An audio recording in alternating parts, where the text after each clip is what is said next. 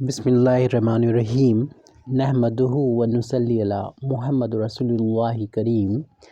ये problem linear algebra के basis and dimension chapter से है।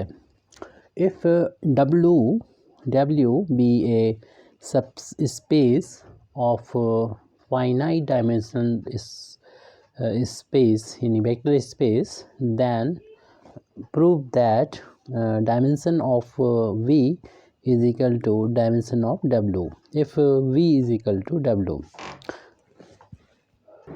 यहाँ पर लगता है कि V छूट रहा है। इफ़ W भी है सब space of finite dimensional space यानी वेक्टर स्पेस V आएगा।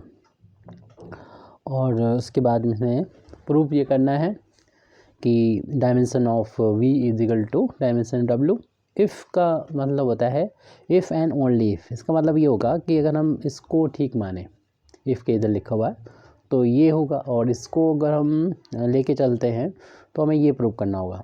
इसको लेके चलें तो इसको ये प्रूव करना होगा, अगर ये ठीक माने तो ये प्रूव करना होगा आपस में, और बाकी चीज़ें जो है वो कॉमन रहेंगी इन दोनों के लिए। जो इफ़ से पहले लिखा और इफ़ से बाद में जो हमें प्रूव करना है वो ये प्रूव करना है।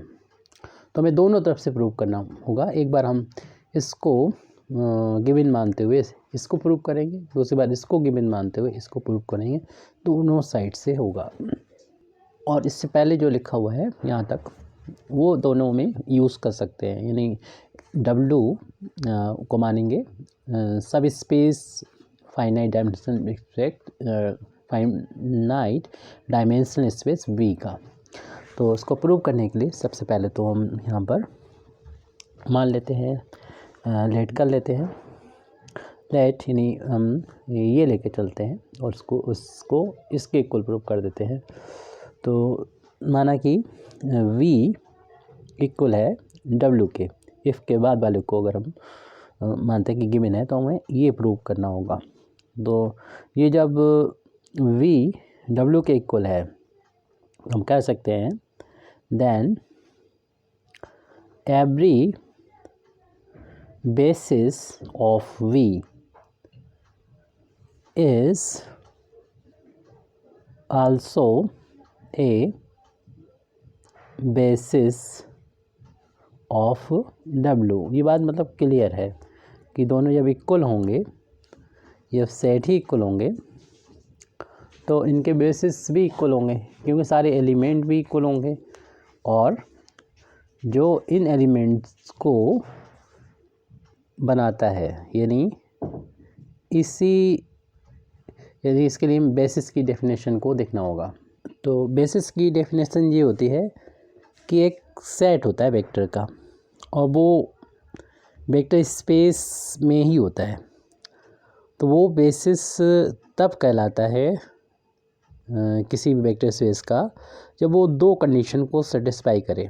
पहली कंडीशन ये कि उसके जो वेक्टर होते हैं, यानी जो हम बेसिस लेंगे उसके सारे जो वेक्टर होंगे, यानी किसी भी सेट के सारे जो वेक्टर्स होंगे वो लीनियरली इंडिपेंडेंट होना चाहिए, पहली शर्त।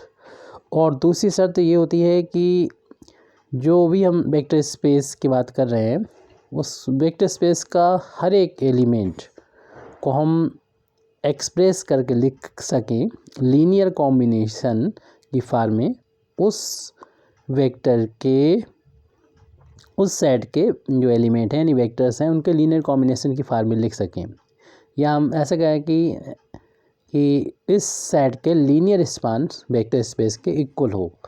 तो ये तो बेसिस की डेफिनेशन है, वो देख लीजिएगा। तो जब वेक्टर आपस में इक्वल हो गए तो उनके सारे एलिमेंट भी इक्वल हो गए, इस बेस पर उनके बेसिस भी जितने भी बेसिस होंगे, मतलब एक से ज़्यादा बेसिस वो कितने भी होंगे और वो आपस में इक्वल होंगे। तो इसलिए हम यहाँ से कह सकते हैं कि जो एक से ज़्यादा अगर बेसिस हैं तो हम लोग जानते हैं कि बेसिस कितने भी हों किसी भी वेक्टर स्पेस के, उसकी जो डायमेंशन होती है वो डायमेंशन जो होगी वो इक्वल होती है। यानी जो dimension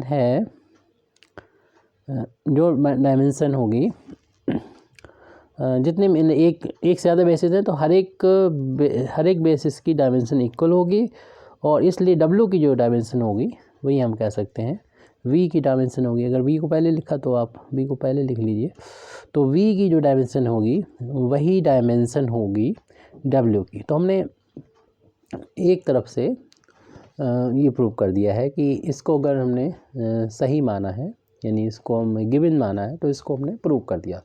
if and only if का मतलब यही होता है कि इफ़ एंड ओनली इफ़। तो अब हम इसको लेके चले तो ये प्रूव किया, अब उसका उल्टा करना होगा, इसको लेके चलेंगे ये प्रूव करना। उसके लिए हम इनका अगर यूज़ करना पड़े जो ऊपर गिवन है तो वो भी हम लोग यूज़ कर सकते हैं। यानी अब हमें कह सकते हैं कि इसके अलग अपोजिट, यानी कहना चाहिए कन्वर्सली हमको लेते हुए इसको में प्रूव करना है। तो हम यहाँ पर कन्वर्सली लेके चल रहे हैं, यानी इसको लेके चलेंगे ये प्रूव करना। तो इसी चीज़ को हम यहाँ पर लिख देते हैं कि कन्वर्सली यानी उल्टे फॉर्म में। तो इसके लिए जो शुरू में लिखा था दे रखा है, लेट W बी ए सब स्पेस, और हम लोग जानते हैं जो सब स्पेस होता है, सब स्पेस हो वेक्टर स्पेस भी, वो सबसेट भी होता है, और वो इस तरीके से सच दैट, यानी हम यहाँ पर इस बात को लेके हुए चलते हैं कि हम ये लेके चलते हैं साथ साथ, सच दैट डायमेंशन ऑफ जो V की है वही डायमेंशन हमने W की ली है, और उसको हमने यहाँ पर इक्वल डायमेंशन को N कह दिया है। डायमेंशन आपको मालूम है क्या होता है डायमेंशन, इसके लिए मैं मतलब डायमेंशन की डेफिनेशन पे जाना होगा। डायमेंशन की डेफिनेशन मालूम है आपको। डायमेंशन की डेफिनेशन होती है the number of element in any basis of finite dimensional vector space V, या जो भी हो हमारा वेक्टर स्पेस, वो कहलाता है डायमेंशन कहलाता है उस सब स्पेस की। यानी बेसिस के अंदर कितने एलिमेंट हैं उनकी गिनती कर ली जाए। और आपको मालूम है जैसे कि पहले भी डिस्कशन हो चुका है कि किसी भी वेक्टर स्पेस के बेसिस जैसे अगर एक से ज़्यादा हैं तो कोई भी कितने भी हों बेसिस, उनमें जो नंबर ऑफ़ एलिमेंट्स होंगे वो इक्वल होंगे। तो इसलिए डायमेंशन किसी भी वेक्टर स्पेस की वही रहेगी, बेसिस का कोई भी हो, कि उसमें अगर बेसिस में कोई एक बेस है उसमें एलिमेंट n है तो n एलिमेंट है, तो उसकी बेसिस की डेफिनेशन डायमेंशन जो है वो n होगी। तो ये चीज़ हमें दे रखी है कि अगर V की डायमेंशन जो है वही डायमेंशन W की है और वो हमने n के बराबर मान ली है। तो अब हमें ये प्रूव करना होगा कि इतना हमने माना है तो इसको आपस में V को W के इक्वल प्रूव करना होगा। तो इस चीज़ को हमें अब लेके चलना है, प्रूव करना है।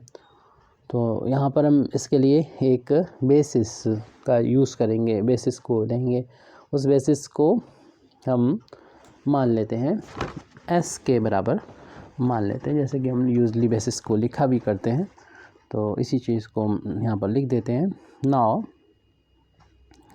If S is a basis, अगर S बेसिस है W का तो इसका रिज़ल्ट क्या निकलेगा। तो हम लोग जानते हैं कि जो डेफिनेशन होती है बेसिस की, देन हम कह सकते हैं उसके थ्रू S कैसा होगा, S being a linearly independent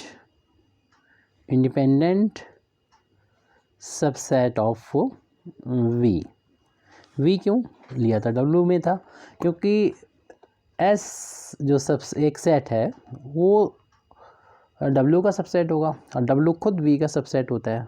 तो हम कह सकते हैं S जो है V का सबसेट है, और S के एलिमेंट के बारे में पता है क्योंकि बेसिस है ये W का, डब्लू खुद अपने आप में है, तो सब स्पेस, जो भी सब स्पेस होता है वो वेक्टर स्पेस होता है, और वेक्टर स्पेस का जो बेसिस होता है वो उसके जो एलिमेंट्स होते हैं वो लीनियरली इंडिपेंडेंट होते हैं।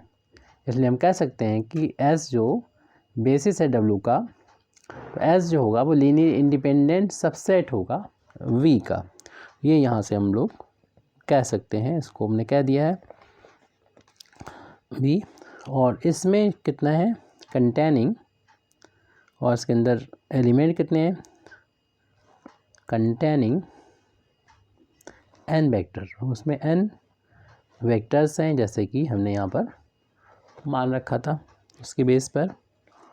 और जब ऐसा होता है कि लीनियरली इंडिपेंडेंट सबसेट वी का पता हो, तो हम कह सकते हैं कि जो